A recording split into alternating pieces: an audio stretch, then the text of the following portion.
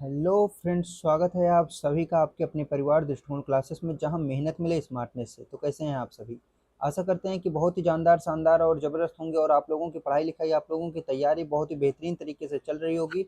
और इसी तैयारी को और भी बेहतर करने के लिए और आपका लेखपाल में 5 नंबर पक्के करने के लिए हम आप लोगों के सामने लेकर आ चुके हैं साइंस और टेक की क्लास, जो कि बहुत ही कम समय में पूरा साइंस और टेक का एक ना सिर्फ रिवीजन बल्कि बहुत ही बेहतरीन तरीके से हम साइंस साइंस और टेक को कंप्लीट कर रहे होंगे। साथ ही साथ इसके साथ हम प्रैक्टिस भी कर रहे होंगे कॉन्सेप्ट प्लस पीवाईक्यू। तो ये है हमारी क्लास नंबर 2 और हम जो है डिस्कस कर रहे थे अंतरिक्ष प्रौद्योगिकी के बारे में। तो चलिए शुरुआत करते हैं देरी न करते हुए। हमारी और भी एक क्लासेस चलती है, जैसे कंप्यूटर की और साथ ही साथ पर्यावरण और आपदा प्रबंधन की और यूपीजीके की। ये सारी क्लासें लगभग कंप्लीट होने के कगार पर आ चुकी हैं और अब हमने शुरू कर दिया है साइंस और टेक की क्लास, जो कि बहुत ही बेहतरीन तरीके से हम साइंस और टेक को कंप्लीट कर रहे होंगे। तो चलिए देरी न करते हुए शुरुआत करते हैं आज की ज़बरदस्त क्लास को। इसकी प्लेलिस्ट के लिंक आपको नीचे डिस्क्रिप्शन बॉक्स में मिल जाएगा, मतलब इसकी प्लेलिस्ट का लिंक डिस्क्रिप्शन बॉक्स में मिल ही जाएगा। साथ ही ये पीडीएफ जो है वो टेलीग्राम ग्रुप पर अपलोड की जाती है और जहां से आप जो है डाउनलोड कर सकते हैं। टेलीग्राम ग्रुप का लिंक आपको नीचे डिस्क्रिप्शन बॉक्स में मिल जाएगा। अगर ये सेशन पसंद आए तो लाइक शेयर सब्सक्राइब जरूर करिएगा। ये भी हम बिल्कुल इन्फोग्राफिक तरीके से बिल्कुल माइंड में अपने फिट कर रहे होंगे। तो चलिए शुरुआत करते हैं आज की जबरदस्त क्लास को। आज हम बात करेंगे जितने भी हमारे लॉन्च व्हीकल हैं उनके बारे में। तो चलिए हम अगर बात करें, चलिए सबसे पहले अगर हम बात करें जो हमारा लॉन्च व्हीकल है, लॉन्च व्हीकल का मतलब एक बार आप समझ लेते हैं, आपकी भाषा में हम बता देते हैं आपको। भाई साहब, लॉन्च व्हीकल का मतलब होता है जिससे हम सैटेलाइट आसमान में या फिर अंतरिक्ष में जो हम भेजते हैं उसे कहा जाता है लॉन्च व्हीकल। क्लियर है? मतलब जिससे हम लॉन्च करते हैं, जो जो जिस रॉकेट से हम सैटेलाइट लॉन्च करते हैं उसे कहते हैं लॉन्च व्हीकल। क्लियर है? चलिए हम सबसे पहले बात करते हैं सैटेलाइट लॉन्च व्हीकल 3 की। किसकी? SLV-3 की। तो याद रखिएगा, इसका याद रखिएगा, यह पहला प्रौद्योगिकी रॉकेट था। सबसे पहला प्रौद्योगिक रॉकेट कौन था? याद रखिएगा, SLV-3। कब बनाया गया था? याद रखिएगा, इसे लॉन्च किया गया था 1980 में। और याद रखिएगा कि लॉन्च किया गया था, इसने जो है रोहिणी उपग्रह को कक्षा में स्थापित किया था। तो आप याद रखिएगा कि सबसे पहले जो है रोहिणी उपग्रह को किस रॉकेट से भेजा गया था? तो याद रखिएगा SLV-3 से। SLV-3 से रोहिणी उपग्रह को अंतरिक्ष में लॉन्च किया गया था। क्लियर है? आगे चलते हैं। अगला हमारा, इसकी जो क्षमता होती है वो एलईओ का मतलब हो गया लो अर्थ ऑर्बिट। ये था हमारी पृथ्वी, और पृथ्वी के सबसे निकटतम जो ऑर्बिट है जिस पर अंतरिक्ष, जिस पर जो है सैटेलाइट्स भेजे जाते हैं, सबसे पहला वाला है वो है लो अर्थ ऑर्बिट। उसके बाद कौन सा होता है?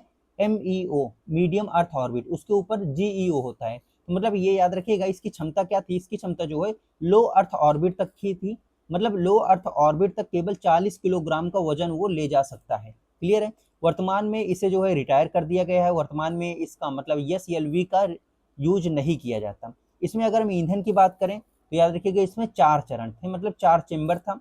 और अभी याद रखिएगा इसमें जो है सॉलिड ईंधन का उपयोग किया जाता था, मतलब कि ज्यादातर जो लोड हो जाता था वो ईंधन का ही हो जाता था। इसमें जो है सॉलिड ईंधन का यूज किया जाता था। इसके ये जो प्रोजेक्ट हुआ था, इसके डायरेक्टर कौन थे? तो ये प्रोजेक्ट के डायरेक्टर थे हमारे APJ अब्दुल कलाम साहब। कौन थे?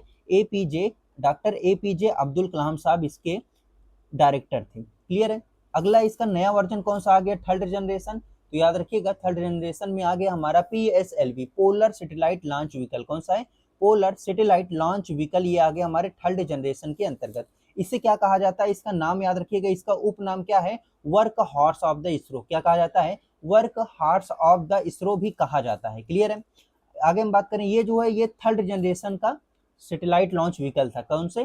थर्ड जनरेशन का सैटेलाइट लॉन्च व्हीकल था। और पहला उड़ान 1994 में भरा था। कब? 1994 में इसने पहली उड़ान की थी। क्लियर है? आगे आगे बात करते हैं ठोस और तरल। इसके अंदर जो इंजन था उसमें जो है वैकल्पिक क्रम में था, मतलब कि एक स्टेज 1 से लेकर 4 तक ऐसे क्या था? स्टेज 1 से लेकर 4 ऐसे इंजन थे। और वैकल्पिक क्रम था कि ठोस इंजन ईंधन का भी यूज किया जा सकता है और तरल ईंधन का भी यूज किया जा सकता है। इसके दूसरे चरण में याद रखिएगा तरल ईंधन भरा था, मतलब तरल में विकास इंजन का प्रयोग किया गया था। तो याद रखिएगा विकास इंजन का प्रयोग जो है सबसे पहले किसमें किया गया था? PSLV में किया गया था। PSLV में सबसे पहले विकास इंजन का उपयोग किया गया था। अभी हम विकास इंजन को बहुत ही बेहतरीन तरीके से डिस्कस करेंगे, जिसमें जो फ्यूल होता है वो लिक्विड फॉर्म में यूज किया जाता है। क्लियर है? आगे चलते हैं। जो विकास इंजन है वो बहुत ही बेहतरीन इंजन माना जाता है। अगला हमारा ये जो PSLV था, इससे बहुत सारे रॉकेट भी भेजे गए। तो क्वेश्चन ऐसे भी पूछा जा सकता है कि चंद्रयान 1 कौन से रॉकेट से भेजा गया है, तो आप बताएंगे क्या? PSLV। तो याद रखिएगा इसके द्वारा जो है, ये उतना इंपॉर्टेंट नहीं है, यहाँ से आपके लिए इंपॉर्टेंट हो जाता है कि इसके द्वारा जो है चंद्रयान 1 2008 में, मंगलयान 2013 में, और सूर्य मिशन जो आदित्य L1 था, क्या सूर्य मिशन जो आदित्य L1 था उसे 2023 में भेजा गया था। इसी से, किससे? PSLV से, है ना, पोलर सैटेलाइट लॉन्च व्हीकल से भेजा गया था। 2008 में चंद्रयान और मंगलयान को 2013 में भेजा गया था। याद रखिएगा 2017 में, याद रखिएगा 2017 में इसने रिकॉर्ड कायम किया था। PSLV C-37 ने एक विश्व रिकॉर्ड कायम किया था जिसमें 104 उपग्रहों को लॉन्च किया गया था। 104 उपग्रह को 2017 में लॉन्च करके एक विश्व रिकॉर्ड कायम किया, है ना। याद रखिएगा किसके द्वारा? PSLV के द्वारा जो है लॉन्च किया गया था। क्लियर है यहाँ तक? आगे चलते हैं। चलिए आगे हम बात करते हैं GSLV की। किसके? GSLV की। तो याद रखिएगा, ज़्यादा चला गया क्या? नहीं, ठीक है। GSLV की अगर हम बात करें तो याद रखिएगा इसे कहते हैं जियो सिंक्रोनस सैटेलाइट लॉन्च व्हीकल। क्या कहेंगे? जियो सिंक्रोनस सैटेलाइट लॉन्च व्हीकल, इसका क्या है? फुल फॉर्म है। याद रखिएगा इसका संचार उपग्रहों को लॉन्च करने के लिए इसका इस्तेमाल किया जाता है। याद रखिएगा जब भारी संचार उपग्रह को पृथ्वी से 36,000 किलोमीटर दूर भेजा जाता है तब इसका इस्तेमाल जो है किया जाता है। क्लियर है? इसे जो है नॉटी बॉय के नाम से भी जाना जाता है। किसके नाम से? इसे जो है नॉटी बॉय के नाम से जाना जाता है। तो क्वेश्चन पूछा जा सकता है कि नॉटी बॉय के नाम से किसे जाना जाता है? तो याद रखिएगा नॉटी बॉय के नाम से GSLV को नॉटी बॉय के नाम से भी जाना जाता है। ये चौथी पीढ़ी का रॉकेट है। कौन से? ये चौथी पीढ़ी का रॉकेट है। अभी इसे नॉटी बॉय क्यों कहते हैं? क्योंकि इसको जितनी बार, लगभग शुरुआत में ये जो है जितनी बार ट्राई किया गया ये विफल रहा, है ना। और जो नॉटी बॉय होते हैं वो लगभग अपनी शुरुआती दौर में खूब मस्ती करते हैं। तो ये शुरुआती में बहुत ही ज्यादा विफल रहा, इसलिए इसे नॉटी बॉय के नाम से भी जाना जाता है। इसमें क्या था? इसमें 3 चरण इंजन थे। इसमें, इसके इंजन में जो है 3 चरण थी। मतलब एक था ठोस बूस्टर, दूसरा था तरल विकास इंजन, याद रखिएगा, और तीसरा महत्वपूर्ण क्रायोजेनिक इंजन भी शामिल था। याद रखिएगा इसमें जो है 3 अलग अलग चेंबर बने हुए थे, जिसमें एक में क्रायोजेनिक इंजन, विकास इंजन और ठोस बूस्टर लगा हुआ था। 3 इंजन वाला ये रॉकेट था। क्लियर है? आगे चलते हैं। आगे अगर हम इसमें बात करें, ये वाला ऐसे, हाँ, आगे अगर हम इसमें बात करें कि जो क्रायोजेनिक इंजन था ये क्या था, तो याद रखिएगा ये जो क्रायोजेनिक इंजन था ये तकनीक बहुत कम तापमान पर काम करती है। जो क्रायोजेनिक इंजन है बहुत ही लो टेम्परेचर पर काम करती है। इसमें गैस को तरल बनाकर इस्तेमाल किया जाता है। जो गैस होती है उसको लिक्विड फॉर्म में चेंज करके इसका इस्तेमाल किया जाता है। इसके आगे अगर बात करें तो लिक्विड हाइड्रोजन -253 और लिक्विड ऑक्सीजन जो है -183 का उपयोग किया जाता है। मतलब एक में लिक्विड हाइड्रोजन का इस्तेमाल किया जाता है और जो हमारा लिक्विड ऑक्सीजन का इस्तेमाल इसमें किया जाता है। मतलब जो इसमें गैसें होती हैं उसको तरल बनाकर यूज किया जाता है। उसका कितना, मतलब जो हमारा लिक्विड हाइड्रोजन है उसकी जो तापमान कितना है? -253, और लिक्विड ऑक्सीजन का जो तापमान है -213 याद रखिएगा 183 डिग्री सेल्सियस। आगे चलते हैं। इतना करने के बाद तब इसको जो है उपयोग में लाया जाता है। भारत की उपलब्धि की बात करें तो भारत यह जो है, याद रखिएगा, यह जटिल तकनीकी विकास करने वाला दुनिया का छठवां, क्या? दुनिया का छठवां ये क्या था? ये सबसे जटिल विकसित छठवां इंजन था। याद रखिएगा भारत की उपलब्धि, भारत का यह जटिल तकनीकी विकसित करने वाला दुनिया का छठवां इंजन बना। याद रखिएगा माफ कीजिएगा, छठवां देश बना। मतलब इस तकनीक को यूज करने वाला भारत जो है छठवां देश बना। ठीक है। GSLV की बात करें, यह जो है लगभग 2500, कितना? 2500 किलोग्राम का उपग्रह जो है GTO में ले जा सकता है। GTO में मतलब जो हमारा ये ध्रुव वाला पोर्शन है इसमें जो है ले जाया जा सकता है। क्लियर है? आगे चलते हैं। आगे हमारा LVM, क्या है? LVM। अब ये LVM क्या है? तो याद रखिएगा लॉन्च व्हीकल मार्क 3। क्या है? लॉन्च व्हीकल मार्क 3 जो हमारा चंद्रयान 2 था। क्या है? चंद्रयान जो हमारा 2 था और जो कि 2000 कब लॉन्च हुआ था, और इसके अलावा जो है चंद्रयान 3 जो हमारा चंद्रयान 3 था, ये दोनों किस रॉकेट से लॉन्च हुआ था? इसी से लॉन्च हुआ था, LVM से लॉन्च हुआ था। LVM मार्क 3 से लॉन्च हुआ था, याद रखिएगा।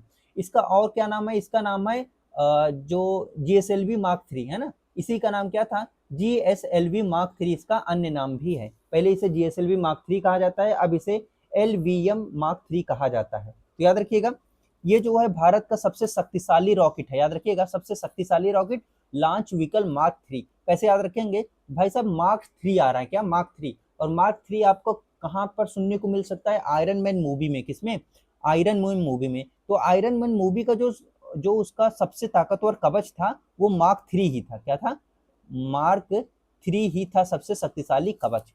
ठीक है, इसको प्यार से बाहुबली रॉकेट भी कहते हैं। क्या कहते हैं इसे, बाहुबली या फिर फैट बॉय कहा जाता है, इसे बाहुबली या फैट बॉय कहा जाता है। क्लियर है, पहले इसे GSLV मार्क 3 कहा जाता है, अब इसे LVM मार्क 3 कहते हैं।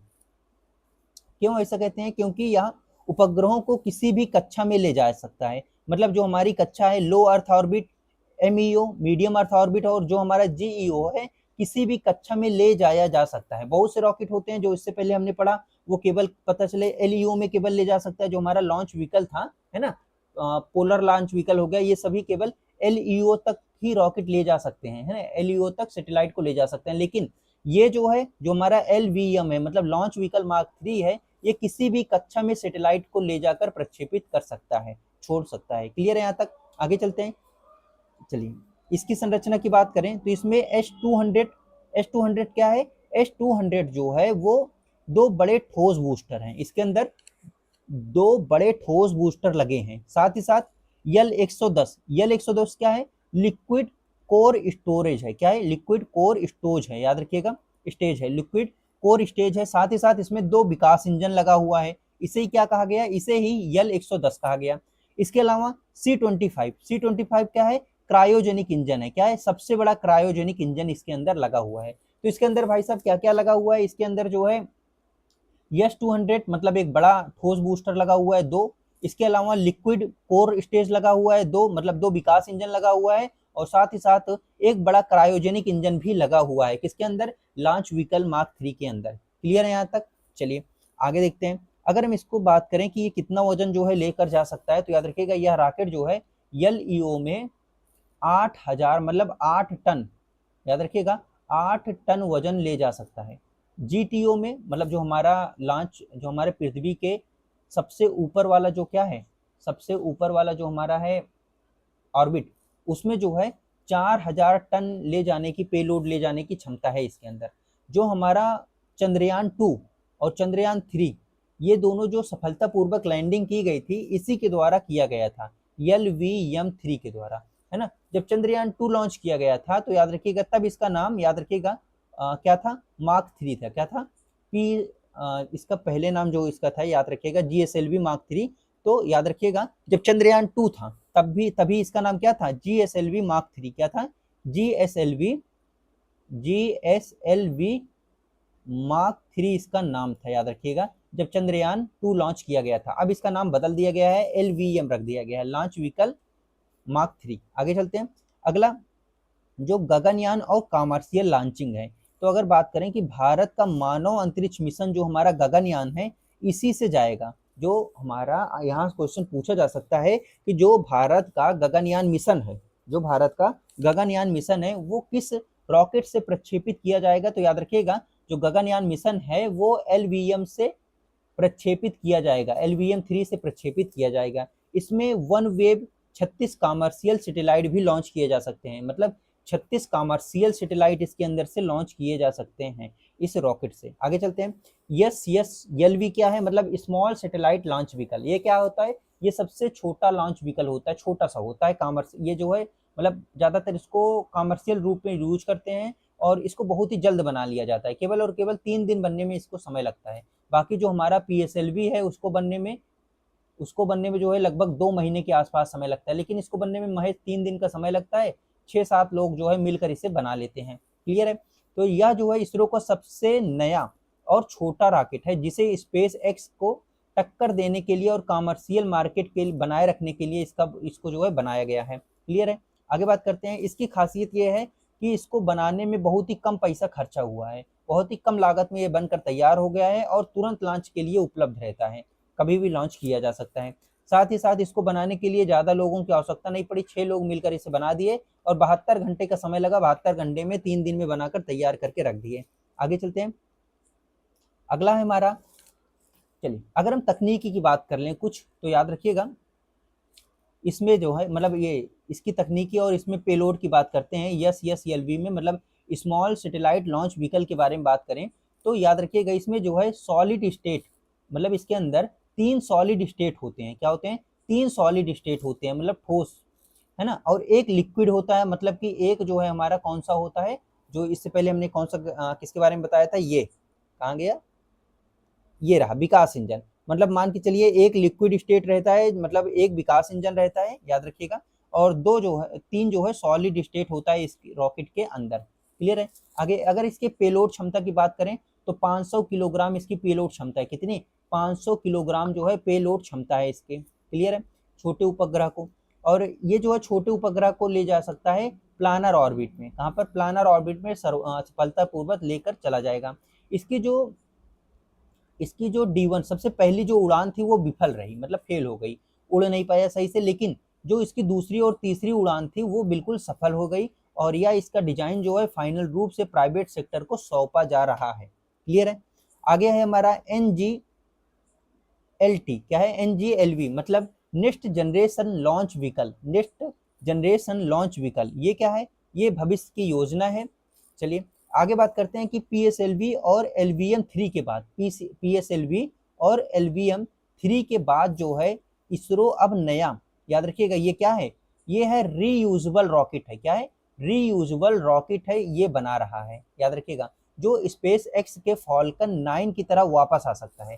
जो स्पेस एक्स ने जो फॉल्कन 9 बनाया है वो रीयूजेबल रॉकेट है। रीयूजेबल के मीन्स ये है कि ऊपर ये जो कैप्सूल है ये वापस आ जाएगा, और बाकी जो इसके और भी पार्ट्स होते हैं जिसके अंदर इंजन भरा होता है, जिसमें फ्यूल्स होते हैं, वो सभी नष्ट हो जाएगा, लेकिन इसका मेन पार्ट जो है वो वापस आ जाएगा। कौन से? स्पेस एक्स ने बनाया है फाल्कन नाम के। तो याद रखिएगा अब क्या है, अब नेक्स्ट जनरेशन लॉन्च व्हीकल बन रहा है जो कि रीयूजेबल है, वापस आ जाएगा। यह भारत का आगामी भारतीय अंतरिक्ष स्टेशन के निर्माण के लिए प्राथमिक और सबसे अहम रॉकेट होगा। इसके अलावा जो मानव मिशन 2040 का मानव मिशन 2040 की बात करें तो इसका मुख्य लक्ष्य वर्ष 2040 तक चंद्रमा पर भारतीय मानव यात्रियों को भेजना है, तो इसी से भेजा जाएगा रीयूजेबल यूज करके। क्लियर है? इसमें अगर हम बात करें RLV-LD TD जो है हमारा, जो कि एक रीयूजेबल की तरह काम आता है। इसमें क्या होता है तो याद रखिएगा भारत का जो पुष्पक विमान है, पुष्पक विमान इसकी बात करते हैं तो याद रखिएगा यह भारत का अपना स्पेस शटल है, जो देखने में बिल्कुल कैसे हवाई जहाज की तरह लगता है। ये है बिल्कुल हवाई जहाज की तरह लगता है। मतलब ये क्या है, ये जो रीयूजेबल तकनीकी है, ये क्या है, ये रीयूजेबल तकनीकी है। इसमें पहले जाएगा रॉकेट और बाद में हवाई जहाज की तरह लैंड भी हो जाएगा। तो याद रखिएगा यह अंतरिक्ष में उपग्रह छोड़कर वापस आएगा और हवाई जहाज की तरह रनवे पर सुरक्षित लैंड हो जाएगा। क्लियर है? इसमें लैंडिंग प्रोग्राम है कौन सा? LEX 01, 02 और 03, और चित्रदुर्ग में जो है कर्नाटक में यह पूरी तरीके से सफल परीक्षण किया जा चुका है इसका। क्लियर है? कहाँ पर? चित्रदुर्ग में। अब हम ये जो इंजन है उसके बारे में थोड़ा सा समझ लेते हैं कि जो हमारा विकास इंजन है यह एक लिक्विड फ्यूल इंजन है। याद रखिएगा ये एक तरल इंजन है। इसका उपयोग जो है PSLV, GSLV और LVM-3 में किया गया है। जो ये लिक्विड इंजन है इसका उपयोग जो है कहाँ कहाँ? PSLV, GSLV और LVM-3 में किया गया है। लेकिन इसका इस्तेमाल कहाँ पे नहीं किया गया है? SLV में नहीं किया गया है, सैटेलाइट लॉन्च व्हीकल में नहीं किया गया है। याद रखिएगा सैटेलाइट लॉन्च व्हीकल में नहीं किया गया है, सबसे पहले वाले में। क्लियर है? जिसमें जिसमें कौन थे? हमारे APJ अब्दुल कलाम जो है डायरेक्टर थे, उसमें इसका उपयोग नहीं किया गया है। तो इसका विकास इंजन का उपयोग उसमें नहीं किया गया है। आगे आगे इस इंजन के नाम पर इस इंजन का जो नाम है महान वैज्ञानिक विक्रम अम्बाल, याद रखिएगा अम्बालाल साराभाई के नाम पर पड़ा। किसके नाम पर? विक्रम अम्बालाल साराभाई के नाम पर पड़ा। विक्रम अम्बालाल साराभाई के नाम पर पड़ा। क्रायोजेनिक इंजन की बात कर लेते हैं तो याद रखिएगा यह अत्यधिक कम ताप पर गैसों को क्या बनाता है? गैसों को तरल बनाकर ईंधन के रूप में यूज करता है। गैसों को कैसे बनाता है? तरल रूप में बनाता है। ऑक्सीजन, हाइड्रोजन को तरल रूप में बनाता है और उसका उपयोग करता है। क्लियर है यहाँ तक? आगे चलते हैं। चलिए तो अभी तक जितना पढ़ा एक बार थोड़ा क्विक रिवीजन कर लेते हैं, थोड़ी सी और नई चीज समझ लेते हैं। जो हमारा स्कैम जेट इंजन है, कौन सा है हमारा जो स्कैम जेट इंजन होता है, तो याद रखिएगा यह हवा में मौजूद ऑक्सीजन को खींचकर उड़ने वाला इंजन है। याद रखिएगा ये कैसे उड़ता है, जो हवा में मौजूद ऑक्सीजन है उसको खींचकर उड़ने वाला इंजन है। कौन सा हमारा है, स्कैम जेट इंजन। इसरो ने इसका परीक्षण कर लिया है, जो भविष्य के हाइपरसोनिक रॉकेट के लिए अहम है। जो हमारा हाइपरसोनिक रॉकेट है जिसकी स्पीड बहुत ही अधिक होती है, उसके लिए बहुत ही महत्वपूर्ण है ये। क्लियर है, याद रखिएगा। आगे चलते हैं। रॉकेट का जो विकास हुआ था SLV-3 में शुरुआत हुई थी। इसके अध्यक्ष थे, इसके डायरेक्टर थे हमारे APJ अब्दुल कलाम साहब, डॉक्टर APJ अब्दुल कलाम साहब थे। फिर PSLV बना, है ना, इसे वर्क हार्स कहा गया। फिर GSLV बना, ये भारी पेलोड को ऊपर ले जा सकता है। फिर LVM-3 बना, है ना, ये LVM-3 इसे ही क्या कहा गया, मार्क 3 कहा गया, GSLV मार्क 3 कहा गया, है ना। इसके बाद जो है बाहुबली बना, याद रखिएगा, इसी को ही बाहुबली कहा गया। यह इसरो का 1 से लेकर 5 तक पूरा का पूरा क्या था, जितने रॉकेट लॉन्च हुए उसके बारे में कंप्लीट हो गया। क्लियर है। आगे अब जो है सारा फोकस किस पर किया जा रहा है, SSLV पर, कमर्शियल के ऊपर, मतलब जो कि स्मॉल है, बहुत ही छोटा है, कम समय लगता है बनने में, और इसको प्राइवेट सेक्टर को देकर जो है कहीं ना कहीं अर्निंग भी हो सकती है। आगे हमारा रॉकेट SLV-3 40 किलो केवल ले जाता है और साथ ही साथ अब रिटायर हो चुका है। फिर हमने देखा PSLV के बारे में, इसे वर्क हार्स कहा गया, चंद्रयान 1 इसी से लॉन्च किया गया, है ना। इसके अलावा जो मंगलयान है इसी से लॉन्च किया गया। GSLV इसे नॉटी बॉय कहा जाता है, इसके अंदर क्रायोजेनिक इंजन लगा होता है। इसके अलावा LVM-3 जो है इसे बाहुबली कहा जाता है, 8 टन जो है ऊपर ले जा सकता है। गगनयान, याद रखिएगा, गगनयान चंद्रयान 1 है ना, जो हमारा चंद्रयान 1 नहीं, चंद्रयान 2 और चंद्रयान 3 इसी से लॉन्च किया गया था। किससे, LVM-3 से लॉन्च किया गया था। इसके अलावा तो नए और कुछ भविष्ययान बन चुके हैं, कौन से हमारे, जैसे स्मॉल सैटेलाइट लॉन्च व्हीकल केवल 72 घंटे में तैयार हो जाता है और लॉन्च ऑन डिमांड होता है। इसके अलावा जो है, जो हमारा NGLV है वो प्रोजेक्ट सूर के बेस पे है। और इसके अलावा और क्या है, हमारा कुछ महत्वपूर्ण इंजन के बारे में हमने देखा जैसे कि आपका हो गया विकास इंजन। इसमें क्या है, इसमें जो है तरल ईंधन यूज होता है। क्रायोजेनिक में क्या होता है, गैसीय रूप को तरल में बदलकर तब इसका इस्तेमाल किया जा सकता है। तो ये हो गया पूरा कंप्लीट। अब हम कर लेते हैं कुछ PYQ क्वेश्चन, जिससे हमें पता चल जाए कि इस टॉपिक से कैसे क्वेश्चन पूछे गए हैं, और इसमें कुछ नए क्वेश्चन भी आपको देखने को मिलेगा, क्योंकि ये टॉपिक बिल्कुल ही नया है। तो इसमें हम कुछ नए क्वेश्चन को भी ऐड किए हैं, क्योंकि बहुत ज्यादा PYQ क्वेश्चन इससे मिल नहीं पाया। सबसे पहला हमारा क्वेश्चन है कि भारत का पहला प्रायोगिक उपग्रह प्रक्षेपण यान कौन सा था। तो सबसे पहला कौन सा था, SLV-3 क्या था, सैटेलाइट लॉन्च व्हीकल 3। इसमें इसका जो मतलब डायरेक्टर कौन थे, तो याद रखिएगा, डायरेक्टर थे हमारे डॉक्टर APJ अब्दुल कलाम साहब जी थे। आगे चलते हैं। भारत के पहले, याद रखिएगा, प्रायोगिक रॉकेट SLV-3 के प्रोजेक्ट डायरेक्टर कौन थे। प्रोजेक्ट डायरेक्टर हमारे डॉक्टर APJ अब्दुल कलाम साहब जी थे। आगे चलते हैं। अगला है हमारे, इसरो के किस प्रक्षेपण यान को उनकी लगातार सफलताओं के कारण वर्क हॉर्स ऑफ इसरो कहा जाता है। तो वर्क हॉर्स ऑफ इसरो मतलब इसरो का वर्क हॉर्स किसे कहा जाता है, तो याद रखिएगा, किस लॉन्च व्हीकल को वर्क हॉर्स कहा जाता है। तो कौन से लॉन्च व्हीकल के, तो याद रखिएगा, हमारे जो PSLV है इसे कहा जाता है ना। ये जो क्या है, ये है SSLV, मतलब कि स्मॉल सैटेलाइट लॉन्च व्हीकल। इसे कमर्शियल रूप से यूज किया जाता है, 72 घंटे का समय लगता है, 6 से 7 आदमी मिलकर इसे बना देते हैं। GSLV क्या है, GSLV मार्क 3, अब इसे LVM-3 भी कहा, अब इसे LVM-3 भी कहते हैं। जो हमारा चंद्रयान 1 है, चंद्रयान 1 नहीं, चंद्रयान 2 और चंद्रयान 3, और इसके अलावा और भी मिशन इसके द्वारा भेजा गया है ना।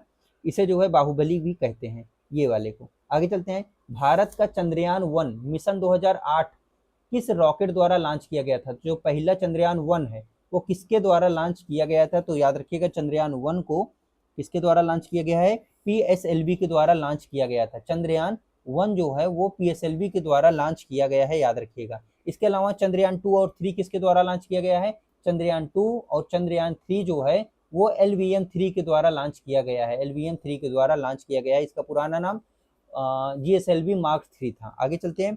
अगला है हमारा कि भारत का जो मंगलयान है, तो मंगलयान 2013 को किस रॉकेट की मदद से अंतरिक्ष में भेजा गया है। तो याद रखिएगा, मंगलयान को 2013 में जो है भेजा गया है, याद रखिएगा। और किस रॉकेट की मदद से भेजा गया है, तो याद रखिएगा, किस रॉकेट की मदद से, PSLV की मदद से। पोलर सैटेलाइट लॉन्च व्हीकल, क्या है, पोलर सैटेलाइट लॉन्च व्हीकल। इसके अलावा जो हमारा चंद्रयान 1 था वो भी किसकी मदद से भेजा गया है, इसी की मदद से, पोलर सैटेलाइट लॉन्च व्हीकल। सूर्य के अध्ययन के लिए आदित्य 1 मिशन को किस मिसाइल से, मतलब किस रॉकेट से प्रक्षेपण किया गया है, तो याद रखिएगा इसे भी पीएसएलवी से प्रक्षेपण किया गया है, पीएसएलवी से भेजा गया है, याद रखिएगा। चलिए, तो पीएसएलवी C-37 से जो है इसे भेजा गया है। आगे चलते हैं, अगला है हमारा कि 2017 में किस रॉकेट ने, याद रखिएगा 2017 में किस रॉकेट ने एक साथ 104 उपग्रह को लॉन्च किया था। तो 104 उपग्रह को लॉन्च करने वाला कौन सा रॉकेट था, पीएसएलवी C-37, क्या है, पीएसएलवी C-37 जो है एक बार में 104 उपग्रह को लॉन्च किया था। आगे चलते हैं, आगे पीएसएलवी जो है, पीछे शायद गलत बता दिए थे, एक सेकंड, ये 37 इसमें नहीं है भाई साहब, केवल इसमें पीएसएलवी है। आगे चलते हैं, क्योंकि पीएसएलवी 37 जो है एक साथ 104 उपग्रह को भेजकर पूरा रिकॉर्ड बनाया था। आगे चलते हैं, पीएसएलवी ध्रुवीय उपग्रह प्रक्षेपण यान रॉकेट में कुल कितने चरण होते हैं, तो कितने चरण होते हैं पीएसएलवी में, तो इसमें कितने चरण होते हैं, तो याद रखिएगा इसके अंदर 4 चरण होता है ना, 4 चरण होता है। आगे चलते हैं, मतलब कि 4 चरण होता है, जिसमें ठोस, है ना, ठोस और आपका जो है क्रायोजेनिक इंजन, ये सारे इंजन उसमें लगे होते हैं। अगला है हमारा कि भारी संचार उपग्रह को पृथ्वी से 36 किलोमीटर, मतलब कि 36,000 किलोमीटर जो कि जीईओ में भेजने के लिए मुख्य रूप से किस रॉकेट का इस्तेमाल किया जाता है, सबसे ऊपर भेजने के लिए, जीईओ में भेजने के लिए, है ना, सबसे ऊपर। पहले आपका आ गया एलईओ, फिर आपका आ गया एमईओ, फिर उसके बाद आ गया जीईओ, मतलब 36,000 किलोमीटर से ऊपर भी भेजने के लिए, किसी भी उपग्रह को 36,000 किलोमीटर से ऊपर भेजने के लिए किस लॉन्च व्हीकल का इस्तेमाल किया जाता है, तो याद रखिएगा किस लॉन्च व्हीकल का इस्तेमाल किया जाता है, जीएसएलवी का इस्तेमाल किया जाता है। किसका, जीएसएलवी का इस्तेमाल किया जाता है। क्लियर है, जी ये हो गया, जी ये हो गया, तो जीएसएलवी का इस्तेमाल किया जाता है। आगे चलते हैं, जीएसएलवी रॉकेट का शुरुआती विफलता दर, जो उसका नाम क्या रख दिया गया, मतलब इसकी शुरुआत में जो विफलता के कारण इसका नाम क्या रखा गया, इसका नाम जो है नॉटी बॉय रखा गया, नॉटी बॉय रखा गया। क्लियर है, जो हमारा वर्क हॉर्स है किसे कहा जाता है, पीएसएलवी को कहा जाता है। पीएसएलवी के द्वारा ही चंद्रयान 1 का लॉन्च किया गया था, है ना। इसके अलावा फैट बॉय किसे कहा जाता है, तो फैट बॉय और बाहुबली किसे कहा जाता है, एलवीएम को कहा जाता है। एलवीएम 3 को फैट बॉय और बाहुबली कहा जाता है। 2 बार चला गया शायद, हाँ ये हो गया। क्रायोजेनिक जो तकनीकी है, तो याद रखिएगा जो क्रायोजेनिक तकनीकी है, क्रायोजेनिक इंजन है, इसमें मुख्य रूप से, एक सेकेंड, ये रहा, इसमें जो है मुख्य रूप से किस ईंधन का उपयोग किया जाता है, तो याद रखिएगा इसके अंदर जो है लिक्विड, कौन सी ईंधन का उपयोग किया जाता है, कहाँ गया, कैरोसिन नहीं, लिक्विड नाइट्रोजन ऑक्सीजन, ये रहा, लिक्विड ऑक्सीजन और इसके साथ साथ हाइड्रोजन का इस्तेमाल जो है किया जाता है ना। ये गैस को लिक्विड बनाकर तब उसको ईंधन के रूप में यूज करते हैं। क्रायोजेनिक इंजन, याद रखिएगा, तकनीकी स्वदेशी रूप से विकसित करने वाला भारत का दुनिया में कौन सा देश बन गया है, तो याद रखिएगा भारत दुनिया का कौन सा देश बन चुका है, ये है।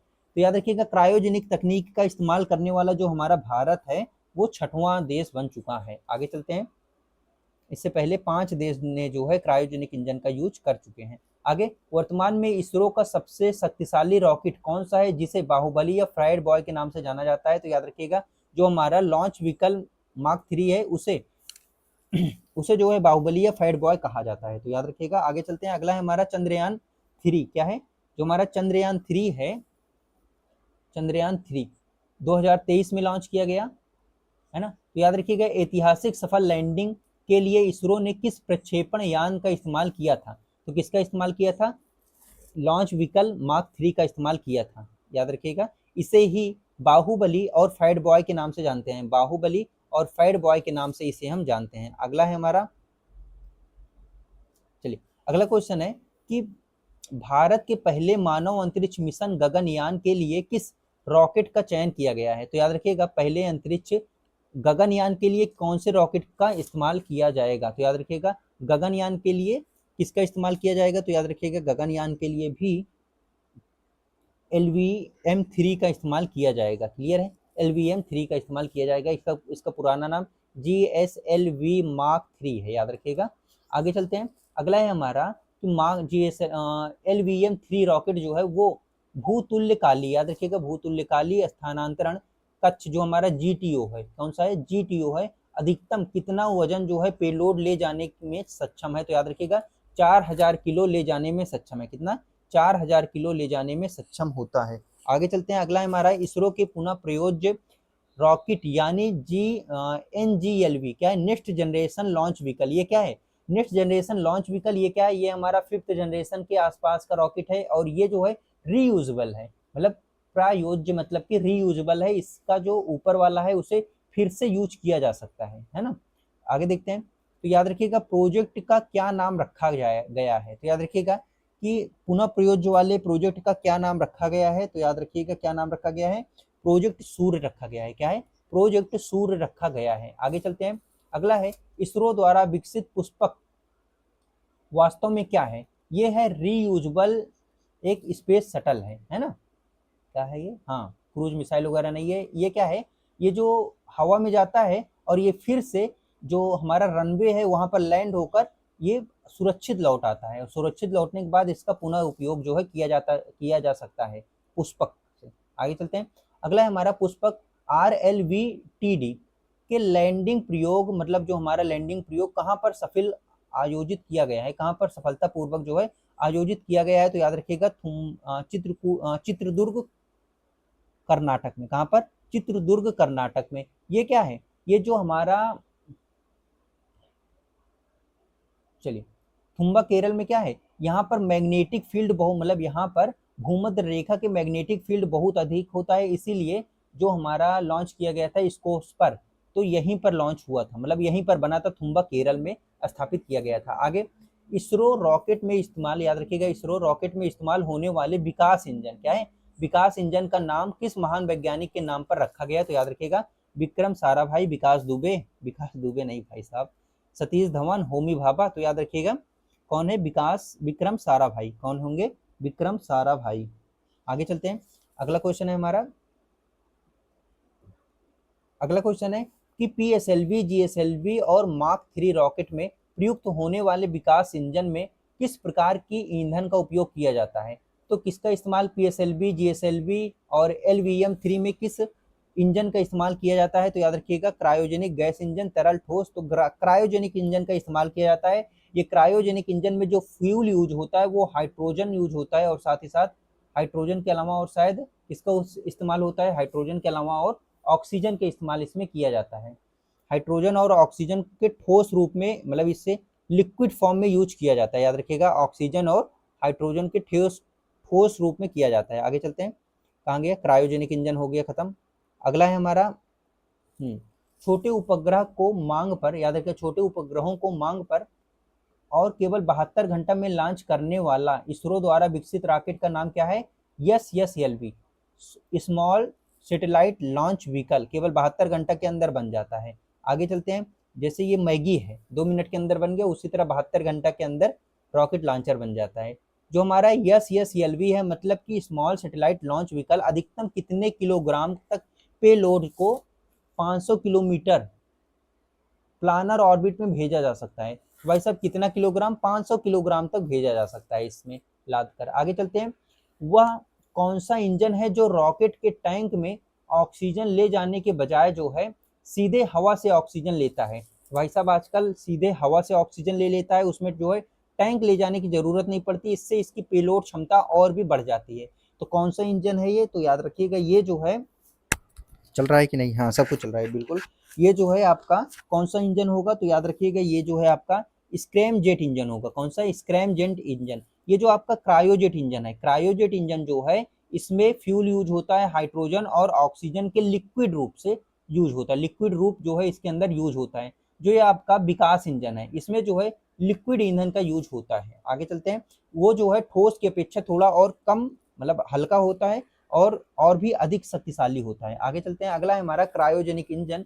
इस्तेमाल होने वाले लिक्विड हाइड्रोजन और लिक्विड ऑक्सीजन का तापमान क्रमशः कितना है, तो याद रखिएगा लिक्विड हाइड्रोजन और लिक्विड ऑक्सीजन का जो तापमान है वो ये नहीं है, ये नहीं है, याद रखिएगा कितना है, जो हमारे हाइड्रोजन का तापमान है, तो याद रखिएगा सबसे पहले क्या था, सबसे पहले हाइड्रोजन था, तो उसका तापमान कितना था, -253, कितना था, -253 हाइड्रोजन का तापमान था, और ऑक्सीजन का जो तापमान था वो कितना था -183, कितना -183। तो याद रखिएगा ये था 253 और 83। हाइड्रोजन का तापमान -253 और इसके साथ साथ जो ऑक्सीजन का तापमान -283। जेई में पूछा हुआ क्वेश्चन है, भारत की तीसरी पीढ़ी का रॉकेट जो है हमारा निम्नलिखित में से कौन सा है? भाई साहब थर्ड जनरेशन रॉकेट हमारा कौन सा है? तो याद रखिएगा थर्ड जनरेशन रॉकेट कौन सा होगा? तो हमारा जो है ये PSLV जो है ये थर्ड जनरेशन रॉकेट है ना। आगे चलते हैं, ये लगभग फिफ्थ जनरेशन है। आगे फिफ्थ नहीं, फर्स्ट। आगे चलते हैं, चलिए आगे है हमारा LVM-3। क्या है? LVM-3 के क्रायोजेनिक ऊपरी चरण में कौन सा इंजन लगा होता है जो भारत में अब तक, याद रखिए अब तक का सबसे बड़ा क्रायोजेनिक इंजन है? तो कौन सा इंजन लगा होता है सबसे ऊपर? S-200। कौन सा लगा होता है? S-200 लगा होता है ना। क्रायोजेनिक जो है, यस नहीं, क्रायोजेनिक की बात हो रही है ना। तो क्रायोजेनिक जो है वो लगा होता है C-25, क्रायोजेनिक C-25 लगा होता है। और जो हमारा विकास इंजन है वो लगा होता है, 3 इंजन विकास इंजन लगे होते हैं, C-10। क्या है? सी मतलब वो L-110। क्या है? L-110 लगा होता है विकास के रूप में, है ना। और जो ठोस लगा होता है, 2 ठोस लगा होता है, वो है S-200। तो आपका सही आंसर क्या हो जाएगा? क्रायोजेनिक पूछा है तो C-25 हो जाएगा। आगे, GSLV रॉकेट मुख्य रूप से किस पीढ़ी का प्रक्षेपण यान है? तो जो GSLV है वो 4th जनरेशन का है। कौन सा है? 4th जनरेशन का रॉकेट है। क्लियर है? चलिए, तो हमारा सेशन यहीं तक था। आशा करते हैं कि ये सेशन आपको बेहद पसंद आया होगा। अगर ये सेशन पसंद आया हो तो लाइक शेयर सब्सक्राइब जरूर करिएगा। और हाँ, ये बहुत ही जल्द एग्जाम तक आपके कंप्लीट हो जाएगा। बहुत ही बेहतरीन तरीके से हम कंप्लीट कर रहे हैं। और साथ ही साथ इसके साथ साथ जो प्रैक्टिस है, जो आपको बाद में कराने वाली प्रैक्टिस है, वो हम चैप्टर के साथ ही साथ हम कराते हुए चल रहे हैं। कहीं ना कहीं ये आप लोगों के बहुत ही बेहतरीन क्लास साबित होगी। यहाँ से डायरेक्ट क्वेश्चन आपको देखने को मिलेगा एग्जाम्स में। तो चलिए, इसी के साथ हंसते रहिए, मुस्कुराते रहिए, अपना ख्याल रखिए, अपने माँ बाप का ख्याल रखिए। थैंक यू फॉर वॉचिंग और बने रहिए टीम दृष्टिकोण के साथ।